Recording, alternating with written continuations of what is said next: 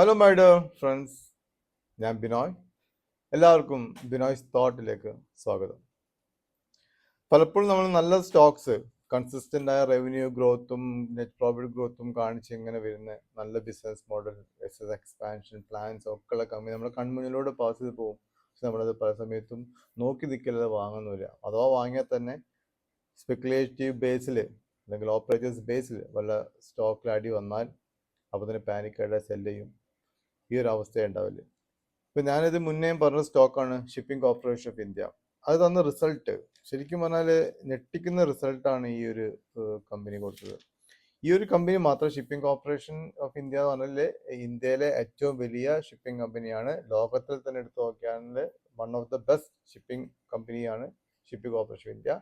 ഇന്ത്യയെ സംബന്ധിച്ച് നോക്കുകയാണെങ്കിൽ ഷിപ്പിംഗ് കോർപ്പറേഷൻ ഓഫ് ഇന്ത്യയെ മാതിരി തന്നെ അല്ലെങ്കിൽ അതിനെക്കാട്ടും ഈക്വൽ ആയിട്ടുള്ളൊരു കമ്പനിയാണ് പ്രൈവറ്റ് സെഗ്മെന്റിൽ great eastern shipping company, GE shipping എന്ന കമ്പനി. രണ്ടും നിങ്ങളുടെ റഡാറിൽ വെക്കാവുന്ന സ്റ്റോക്കാണ്. ഞാനിപ്പോൾ ഈ സെക്ടറിനെ ശ്രദ്ധിക്കാവുന്ന കാര്യം, നിങ്ങൾ ചില ബിസിനസ്സിലൊക്കെ എപ്പം വേണമെങ്കിലും മറ്റ് കമ്പനികൾക്ക് എൻ്റർ ചെയ്യാൻ സാധിക്കും. ഇപ്പം സൊമാറ്റോ നല്ലതാണ് പറയുന്നുണ്ട്, സ്വിഗ്ഗി നല്ലതാണ്, ഭാവിയിലേക്കുള്ള ബിസിനസ് ആണ്, ഒക്കെ ശരിയാണ്. പക്ഷേ ഇതിൽ ഭാവിയിൽ ഇതേ ബിസിനസ്സിലേക്ക് ഒരു 100 കമ്പനീസ് വരാൻ സാധ്യതയുണ്ട്. ഇപ്പം എല്ലാം സൊമാറ്റോ ഇപ്പം സക്സസ് ആയി കഴിഞ്ഞാൽ ടാറ്റയും റിലയൻസും അദാനിയും അംബാനിയും എല്ലാം ഈ സെക്ടറിൽ എൻ്റർ ചെയ്യും.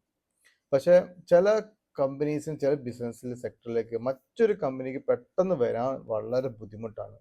അതിൽ പെട്ട ഒരു കമ്പനിയാണ് ഷിപ്പിംഗ് മേഖല എന്ന് പറഞ്ഞാൽ. ഒരുപാട് ഫ്ലൈറ്റും വെസൽസുമായി വന്ന് വേണം ഒരു കമ്പനീനെ അതിൽ വേറെ ലെവലിലേക്ക് ആക്കി മാറ്റാൻ വേണ്ടിയിട്ട്. സോ അങ്ങനെ പുതിയൊരു എൻട്രിക്ക് വളരെ റെസ്ട്രിക്റ്റഡ് ആയി മോണോപ്പിളി ആയിട്ട് കണ്ടിന്യൂ ചെയ്യാൻ പറ്റാവുന്ന കമ്പനീസാണ് ഷിപ്പിംഗ് കോർപ്പറേഷൻ ഇന്ത്യയും GE ഷിപ്പിംഗ് പ്രൈവറ്റ് മേഖലയും. സോ ഷിപ്പിംഗ് കോർപ്പറേഷൻ ഇന്ത്യൻ്റെ റിസൾട്ടാണ് ഏറ്റവും ഞെട്ടിക്കുന്ന റിസൾട്ട്. നമുക്കറിയാം ഇന്ത്യയിലെ ഏറ്റവും വലിയ ലാർജസ്റ്റ് ഇന്ത്യൻ ഷിപ്പിംഗ് കമ്പനിയാണ് ഇൻ ടേംസ് ഓഫ് കപ്പാസിറ്റി. ഗുഡ്സും പാസഞ്ചേഴ്സും ഡൊമസ്റ്റിക്കലും ഇന്റർനാഷണലിലും ക്യാരി ചെയ്യുന്ന കമ്പനിയാണ്. 1/3 ഇന്ത്യയിലെ 1/3 ഷിപ്പിംഗ് ടണ്ണേജ് ഓപ്പറേറ്റ് ചെയ്യുന്ന ഷിപ്പിംഗ് കോർപ്പറേഷൻ ഓഫ് ഇന്ത്യയാണ്. ഇപ്പോൾ 58 വെസലാണുള്ളത്, 31 tankers, 15 bulk carriers, 10 technical and offshore വെസൽസും 2 ലൈനർ വെസൽസും. ഇതിനെ ഇവർ 216 വെസലാക്കി മാറ്റുന്നവരാണ്. 10 കൊല്ലത്തെ വ്യൂ ആണ് പറയുന്നത്. 10 കൊല്ലത്തിനുള്ളിൽ 58 വെസൽ 260 വെസൽസ് ആക്കി മാറ്റുമെന്നാണ് ഷിപ്പിംഗ് കോർപ്പറേഷൻ ഓഫ് ഇന്ത്യ പറയുന്നത്. ക്ലയൻസ് പറയുകയാണെങ്കിൽ ONGC, L&T, PPSL, HPCL, IOC, SAIL, MRPL, Reliance ഒക്കെയാണ് ഇതിൻ്റെ മെയിൻ ആയിട്ടുള്ള ക്ലയൻസ്. ഈ ക്ലയൻസ് നഷ്ടം വരാൻ പോകുന്നില്ല, കോമ്പറ്റീഷൻസ് ഇല്ല. പിന്നെ ഇവർ റീസെൻ്റ്ലി ഒരു memoir of understanding oil marketing company ആയിട്ട് സൈൻ ചെയ്തിട്ടുണ്ട്. അത് ഒരു ലോങ് വിഷൻ ഉണ്ട്. ഹൈഡ്രോ കാർബൺ ട്രാൻസ്പോർട്ടേഷൻസിന് വെസൽസിനെ എക്വയർ ചെയ്യാൻ ഓപ്പറേറ്റ് ചെയ്യാൻ വേണ്ടിയിട്ടാണ് ഈ ഒരു MOU ഉണ്ടാക്കിയത്. സോ ഈ ഒരു സൂപ്പർ റിസൾട്ട് കൊടുത്തതിന് ശേഷം ഒരു വളരെ അട്രാക്റ്റീവ് ലെവലാണ് ഇപ്പം ഷിപ്പിംഗ് കോർപ്പറേഷൻ ഓഫ് ഇന്ത്യ കിടക്കുന്നത്. റിസൾട്ട് കൊടുത്തതിന് ശേഷം ഈ സ്റ്റോക്കിന് 330 വരെ പോകുന്നുണ്ട്. ശരിക്കും ഒരു ബ്രേക്ക് ഔട്ടിൽ, ടെക്നിക്കൽ ബ്രേക്ക് ഔട്ട് നിൽക്കുന്ന സമയത്താണ് ഈ സ്ട്രേറ്റ് ഓഫ് ഹോർമസ് വീണ്ടും ഇഷ്യൂ വന്നത്. വെറുതെ വേണ്ടാതെ ഇറാനും ട്രംപും തമ്മിലുള്ള ഇന്നൊന്ന് പറയും, നാളെ മറ്റൊന്ന് പറയും. സോ വീണ്ടും സ്ട്രേറ്റ് ഓഫ് ഹോർമസ് ഓപ്പൺ ചെയ്യുന്നു പറഞ്ഞു, പിന്നീട് വീണ്ടും അടയ്ക്കുന്നു പറയുന്നു. ഈ സ്ട്രേറ്റ് ഓഫ് ഹോർമസിന് മേലെയുള്ള ഈ പ്രശ്നങ്ങൾ നിലനിൽക്കുന്നിടത്തോളം കാലം അത് ഏറ്റവും കൂടുതൽ എഫക്റ്റ് ചെയ്യുന്ന ഒരു മേഖലയാണ് എക്സ്പോർട്ടിങ്ങും അതുപോലെ തന്നെ ഷിപ്പിംഗ് മേഖലയും. സോ ഡെഫിനറ്റ്ലി ആ ഒരു ന്യൂസിന് ശേഷം സ്റ്റോക്ക് ഇറങ്ങിയ താഴ്ത്തു വന്ന് എന്തൊക്കെ സംഭവിച്ചാലും ഇതിൻ്റെ മൂവ്മെന്റ് വന്നു കഴിഞ്ഞാൽ അത് എളുപ്പത്തിൽ അതിൻ്റെ ഒരു ഇൻട്രൻസിക് വാല്യൂ ആയത് ഒരു 300-350 രൂപയാണ് already shipping of intrinsic value അതേ ലെവലിലേക്ക് പോകാൻ സാധ്യതയുണ്ട്.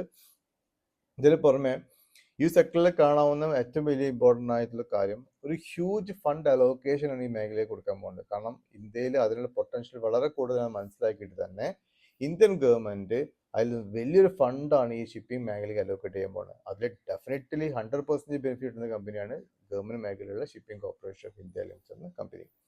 സോ ഗ്രേറ്റ് ഫണ്ട് എക്സ്പാൻഷൻ ആണ്. പിന്നെ സ്ട്രോങ് ബാലൻസ് ഷീറ്റും ലോ ഡെപ്റ്റും ഉള്ള ഒരു കമ്പനിയാണ്. ഇത് റിസൾട്ട് നോക്കുക. റിസൾട്ട് 2026 ജൂണിൽ 1846 കോടി സെയിൽസ്. ഇതിന്റെ ക്വാർട്ടർ ഓൺ ക്വാർട്ടർ ആണെങ്കിലും ഇയർ ഓൺ ഇയർ ബേസിലാണെങ്കിലും ഈ ഷിപ്പിംഗ് കോർപ്പറേഷൻ ഇന്ത്യൻ്റെ റിസൾട്ട് സൂപ്പറാണ്. ക്വാർട്ടർ വൈസ് ഓരോ റിസൾട്ട് കയറി ആണ് ഷിപ്പിംഗ് കോർപ്പറേഷൻ ചെയ്തത്. സോ പുതിയ ആഡ് വെസൽസിൽ ഓരോ വെസൽ ആഡ് ചെയ്യുന്ന അനുസരിച്ചിട്ട് ഇവരുടെ റവന്യൂ ഗ്രോത്ത്, ഇവരുടെ നെറ്റ് പ്രോഫിറ്റ് ഗ്രോത്തും വളരെ കൂടി പോകാൻ സാധ്യതയുണ്ട്. പക്ഷേ 260 വെസൽസിൽ വളരെ 2, 3, 4 വെസൽ ഇവർ ഓരോ 3 മാസം എക്വയർ ചെയ്യുകയാണെങ്കിൽ സുഖമായിട്ട് ഇവർക്ക് ആ ഒരു ലെവലിൽ എത്താൻ സാധിക്കും. സോ ഇൻകം നോക്കാം. 1426 കോടി 2025 മാർച്ച് 2026 1649 കോടിയായി. അത് ഈ ക്വാർട്ടറിൽ ജൂൺ 2026 1956 കോടിയായി. അതായത് revenue growth. Net profit growth പറയുകയാണെങ്കിൽ 343 ജൂൺ 2025 മാർച്ചിൽ 413 കോടിയും ജൂണിൽ 664 കോടിയാണ്. അതായത് 100% എപ്രിസിയേഷൻ ഇയർ ഓൺ ഇയർ ബേസിൽ നെറ്റ് പ്രോഫിറ്റിൽ വന്നത്.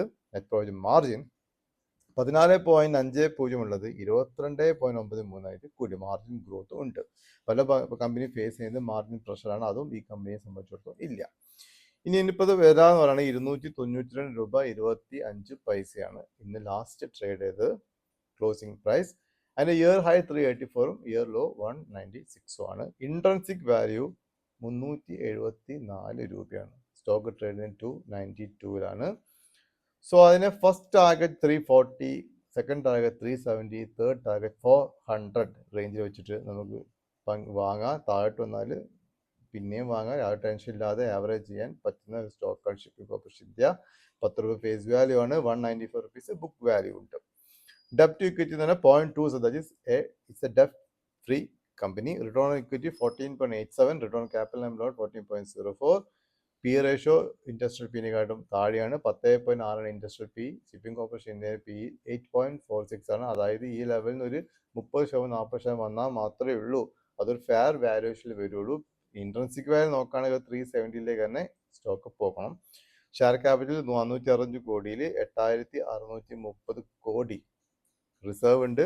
ഇ പി എസ് 34.78, 78% ഗ്രോത്താണ് ഇ പി എസ് ഉള്ളത്. പക്ഷേ ഇങ്ങനെ പോവുകയാണെങ്കിൽ വിത്തിൻ 2-3 ക്വാർട്ടേഴ്സ് അതിന് ഇ പി എസ് 52 റുപ്പീസിൽ എത്താൻ സാധിക്കും. 52 റുപ്പീസ് എത്താണെങ്കിൽ അതിന് മീനിങ് ഒരു 500 റുപ്പീസിന് മേലെ ഷെയർ ട്രേഡ് ചെയ്യുന്നതാണ്. ഇപ്പോൾ തൽക്കാലം നമുക്ക് 340, സെക്കൻഡ് ടാർഗറ്റ് 370, തേർഡ് ടാർഗറ്റ് 400 വെച്ചിട്ട് ഈ സ്റ്റോക്ക് ഹോൾഡ് ചെയ്യുക. അത് അച്ചീവ് ചെയ്ത് കഴിഞ്ഞാൽ ചിലപ്പോൾ പ്രോഫിറ്റ് ബുക്കിംഗ് ഉണ്ടാകാം. റെസിസ്റ്റൻസും കൂടെയാണ്. അവിടെ വേണമെങ്കിൽ വിറ്റിട്ട് താഴത്ത് വീണ്ടും നമുക്ക് അതിൻ്റെ വാല്യൂഷൻസും അടുത്ത ക്വാർട്ടർ റിസൾട്ടൊക്കെ നോക്കിയിട്ട് വീണ്ടും അതിലേക്ക് പൊസിഷൻ എടുക്കുക. ഇപ്പോൾ 292 സ്റ്റോക്ക് ഇറങ്ങി വന്നാലും അത് താഴത്ത് വാങ്ങാൻ ഉള്ള മനസ്സുണ്ടാവണം. 280, 270 വാങ്ങിയാൽ 270 താഴെ ഷെയർ പോകാനുള്ള സാധ്യത വളരെ കുറവാണ്. ഇതിൻ്റെ ഒരു മൂവ്മെൻറ്റ് വരുമ്പോൾ നല്ലോണം മൂവ്മെൻറ്റ് കിട്ടുന്നത് കുറച്ചൊരു സ്പെക്കുലേറ്റീവ് ഓപ്പറേഷൻസ് കൂടെ ഇപ്പോൾ ഈ ഷിപ്പിംഗ് കോർപ്പറേഷൻ ഇന്ത്യ നടക്കുന്നതിൻ്റെ കാരണം ഇൻസൈഡ് ഇൻഫർമേഷൻ ആയിരിക്കാം. കാരണം ഗവൺമെൻറ് ഓപ്പണായിട്ട് തന്നെ പറഞ്ഞതാണ് ഈ മേഖലയിലേക്ക് അവർ കൂടുതൽ ഫണ്ട് അലോക്കേറ്റ് ചെയ്യുന്ന കാര്യത്തിൽ. സോ ഈ ഒരു സെക്ടറിൽ ഇന്ത്യക്ക് കൂടുതൽ ഇമ്പോർട്ടൻസ് കൊടുക്കാനുള്ള പരിപാടികൾ, കാരണം കൂടുതൽ ഇന്റർനാഷണൽ സപ്ലൈസും കാര്യങ്ങളൊക്കെ ഷിപ്പിംഗ് കോർപ്പറേഷൻ ജി ഷിപ്പിംഗ് ഒക്കെ സാധ്യതയുണ്ട്. ഈ ഒരു മേഖലയിൽ കൂടുതൽ ഇമ്പോർട്ടൻസ് ഗവൺമെന്റ് കൊടുക്കുമ്പോൾ തീർച്ചയായിട്ടും ബെനിഫിറ്റ് കിട്ടാവുന്ന സ്റ്റോക്ക്. അതിപ്പോൾ ലോ വാല്യൂഷനാണ് ഷിപ്പിംഗ് കോർപ്പറേഷൻ ഇന്ത്യക്ക് കിടക്കുന്നത്. സോ എളുപ്പത്തിൽ ഒരു 340, 370 റേഞ്ചിലേക്ക് ഷിപ്പിംഗ് കോർപ്പറേഷൻ ഇന്ത്യ എത്തും. ലോങ് ടേം ഇൻവെസ്റ്റ്മെന്റ് ആണ് ഉദ്ദേശിക്കുന്നത്. പക്ഷേ ഫസ്റ്റ് ടാർഗറ്റ് 340, 370 വിൽക്കുക. കാരണം എപ്പോഴും ഒരു സ്റ്റോക്ക് കണ്ടിന്യൂസ് കയറി പോയില്ല, അവിടെ ഒരു റെസിസ്റ്റൻസ് ഉണ്ടാവും. ആ റെസിസ്റ്റൻസ് കൊടുത്ത് തിരിച്ച് ഇറങ്ങുമ്പോൾ വീണ്ടും നമുക്ക് എൻ്റർ ചെയ്താൽ മതി. അപ്പോൾ ഷിപ്പിംഗ് കോർപ്പറേഷൻ ഇന്ന് മൈൻഡിൽ വെക്കാം. 292 പ്രസന്റ് പ്രൈസ്, ടാർഗറ്റ് 340, 370, 400. അതുപോലെ തന്നെ ജി ഷിപ്പിംഗ് സൂപ്പർ സ്റ്റോക്കാണ്. ഒരു അതിൻ്റെ ഇയർ ഹൈ 1790 കട്ട് ചെയ്ത് 2000 രൂപ വരെ പോകാൻ സാധ്യത. അബാർ റിസൾട്ടാണ് ജി ഷിപ്പിംഗും കൊടുത്തത്. നല്ല മാനേജ്മെന്റ് ഉള്ള ഒരു കമ്പനിയാണ് G shipping. Okay, so that's all. പിന്നീട് ആർക്കെങ്കിലും പോർട്ട്ഫോളിയോ മാനേജ്മെന്റ് സർവീസ് വേണമെങ്കിൽ ഞാൻ ചെയ്ത് കൊടുക്കുന്നുണ്ട്. എന്നെ കോൺടാക്ട് ചെയ്യുക. എൻ്റെ ഫോൺ നമ്പർ എൻ്റെ വീഡിയോസ് അടിയിലുണ്ടാവും. പിന്നെ അതുപോലെ തന്നെ മെമ്പേഴ്സ് ഓൺലി വീഡിയോസിൽ ടെക്നിക്കലി ബ്രേക്ക്ഔട്ട്, ഏത് നല്ല സ്റ്റോക്ക് ആണെങ്കിലും അതിന് ബ്രേക്ക്ഔട്ട് വന്നാൽ മാത്രം സ്റ്റോക്ക് കയറിപ്പോകും. അപ്പം അങ്ങനെ ബ്രേക്ക്ഔട്ട് വരുന്ന ഫണ്ടമെന്റ്സ് നല്ല ഉള്ള സ്റ്റോക്ക് ബ്രേക്ക്ഔട്ട് കാണുമ്പോൾ, ഹൈ വോൾട്ടേജ് ബ്രേക്ക്ഔട്ട് കാണുമ്പോൾ പറയും. അഥവാ ഫെയിൽ ചെയ്ത് വന്നാൽ തന്നെ സ്റ്റോപ്പ് ലോസ് ഉണ്ടാവില്ല. ഏതോ ഫെയിൽ വന്നാൽ തന്നെ നിങ്ങളുടെ കയ്യിൽ ക്യാപിറ്റൽ നഷ്ടപ്പെടാത്ത സ്റ്റോക്ക്, അതായത് ഫണ്ടമെന്റ്സ് ഉള്ള സ്റ്റോക്ക് എന്തെങ്കിലും റീസൺസ്. ഇപ്പം ഒരു ബ്രേക്ക്ഔട്ട് സ്റ്റോക്കിന് പ്രത്യേകത എന്താണെന്ന് വെച്ചാൽ നമ്മൾ പല ന്യൂസും നമ്മുടെ സാധാരണ ഇൻവെസ്റ്റേഴ്സ് അറിയുന്നില്ലേ. പല ന്യൂസും ഒരു എക്സാമ്പിൾ നെറ്റ് പ്രോഫിറ്റ് അടുത്ത ക്വാർട്ടർ റിസൾട്ട് നല്ലതാണെങ്കിൽ തന്നെ നമ്മൾ അറിയാൻ പോകില്ല. അല്ലെങ്കിൽ അടുത്തൊരു ക്വാർട്ടർ വലിയൊരു ഓർഡർ വരാൻ പോകണ്ട, അല്ലെങ്കിൽ പോസിറ്റീവ് ന്യൂസ് വരും, അതൊന്നും നമ്മൾ അറിയാൻ പോകില്ല. ഇത് അറിയുന്നത് ഓപ്പറേറ്റേഴ്സിനായിരിക്കും, FIS വലിയ ടീമിനായിരിക്കും. സോ അവർ ആ സ്റ്റോക്ക് വാങ്ങി കൂട്ടുന്ന സമയങ്ങളിൽ എക്യുമുലേറ്റ് ചെയ്യുന്ന ആ സ്റ്റേജിൽ ആ കമ്പനിക്ക് ആ ഒരു പ്രൈസിൽ വോളിയം കയറും. ടെക്നിക്കലായിട്ട് ബ്രേക്ക്ഔട്ട് പിക്ചർ വരുമ്പോൾ പല ടൈപ്പ് പാറ്റേൺസ് ഒക്കെ മാറി വരും. സോ നമുക്ക് മനസ്സിലാക്കാം അവിടെ എന്തോ സംഭവിക്കുന്നുണ്ട്. കാരണം നമുക്ക് അറിയില്ല. അറിഞ്ഞതായിരിക്കും ഓപ്പറേറ്റേഴ്സൊക്കെ വാങ്ങുന്നുണ്ടാവുക. 100 രൂപയുടെ സ്റ്റോക്കിന് അങ്ങനെ അവർ വാങ്ങി 100, 120, 130, 140 എത്തി കഴിയുമ്പോൾ ആ ഒരു ന്യൂസ് വരും. ആ ന്യൂസ് വന്ന ഉടനെ സ്റ്റോക്ക് അന്നൊരു 10% കയറി 154 പോകുമ്പോൾ നമ്മൾ റീറ്റെയിൽ ഇൻവെസ്റ്റർ അപ്പോഴായിരിക്കും അറിയുന്നുണ്ടാവും ഇന്ന് ന്യൂസ് വരുന്നുണ്ട്. അപ്പോൾ നമ്മൾ ഇത് നോക്കുമ്പോൾ ഈ ന്യൂസ് ഇത്രയും കയറി 100 150 140 കയറി. അവിടെ നിന്ന് ഇത്ര ന്യൂസ് വന്നപ്പോഴാണ് ഇത് 10 രൂപ കയറി. അപ്പോൾ ഇനിയും ഈ ന്യൂസ് ബേസിൽ ഈ സ്റ്റോക്ക് 200 ആവുമെന്ന് പ്രതീക്ഷിച്ചിട്ട് നമ്മൾ റീറ്റെയിൽ ഇൻവെസ്റ്റർ 154 രൂപ വാങ്ങും. ആ സമയത്ത് ഇവർ അത് വിൽക്കും. കാരണം എന്താ, ഇവർ 100 രൂപയ്ക്ക് വാങ്ങിയത് ഒരു സമയത്ത് 50% ലാഭം കിട്ടിയിട്ടുണ്ടാവും. ഓരോ എക്സിറ്റ് ചെയ്ത് പുറത്തേക്ക് പോകും. സോ അവിടെയാണ് ടെക്നിക്കലിന്റെ ഇമ്പോർട്ടൻസ്. നമ്മളിപ്പോൾ കൺവിക്ഷണൽ സ്റ്റോക്സ് ഇത് നോക്കിയാലൊന്നും കാര്യം നടക്കില്ല.